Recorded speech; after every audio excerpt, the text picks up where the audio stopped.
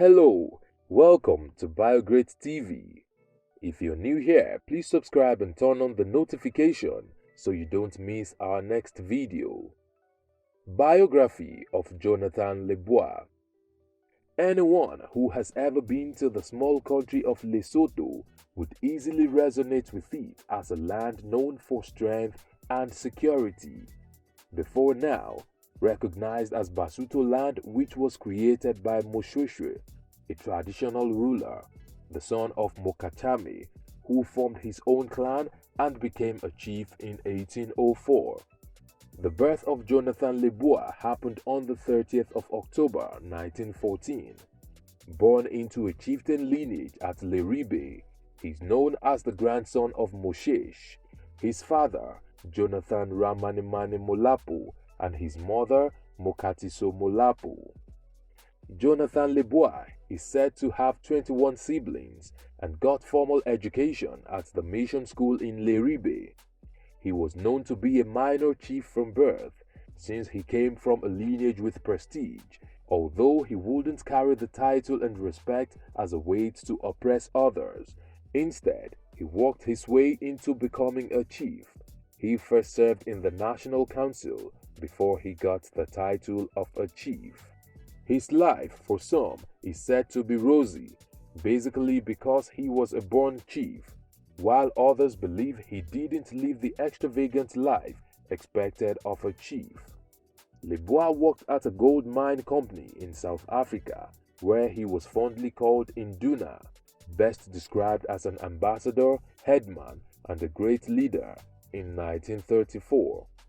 He then moved to Rakolo in 1937, which some claimed to be home for him, working as a clerk, gaining experience in the administration of the paramount chief regent. In no time, got involved in politics at the local government level. Effort paid back as he became the president of the Basotho court and assessor to the judicial commissioner, where he began to serve as a special advisor to the paramount regent. He earned himself so much recognition and became a reputable leader. His heart towards having a better Basotho made him establish a political party whose vision is to have a better economic status and have a good relationship policy towards their neighboring country of South Africa. The Basotho National Party (BNP) was established, but at first couldn't live up to her vision despite the support from the Catholic priests.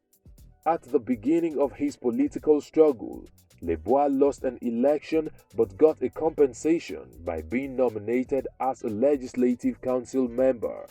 Hence, he saw into the injustice in the Indian community, women's rights, and land tenure issues. He then served on the committee in writing a new constitution. The rate at which the British exerted power over Basotho land looked grievous and unacceptable, which brought about the pre-independence election of 1965, that which raised tension over the relations with South Africa. The Basotho National Party (BNP) lost the first post-independence general elections to the Basotho Congress Party (BCP).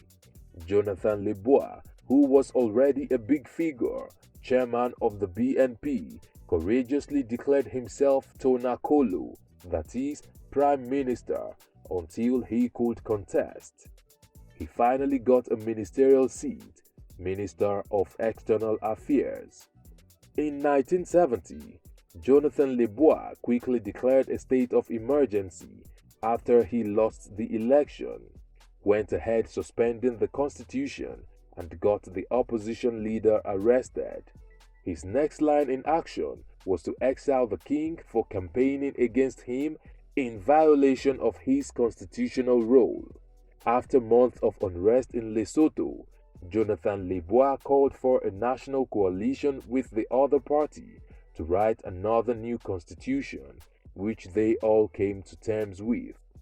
This political act brought peace in the land, at least for a few years, until the time he began cooperation with South Africa, but heavily criticizing her apartheid policy. In the early days of 1980, opposition began to multiply in the country against his autocratic rule.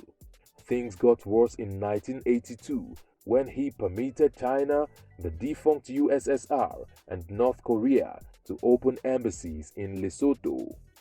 The fall apart happened for Jonathan Leabua in the early days of 1986, 1st of January precisely, when South Africa restricted any form of relationship with the small country of Lesotho. A situation which marks the beginning of the end for Jonathan Leabua. The unrest in the country worsened daily and couldn't be curbed soon enough. 20 days after, there was a military coup which saw the end to Chief Jonathan Leabua's autocratic rule. He finally ceased to exist on the 5th of April 1987 at a hospital in Pretoria, aged 73. What have we missed out of this biography of Jonathan Leabua? Let's know in the comment section. Will it be ridiculous to subscribe to our channel? If no, please like this video, share, and subscribe to our channel.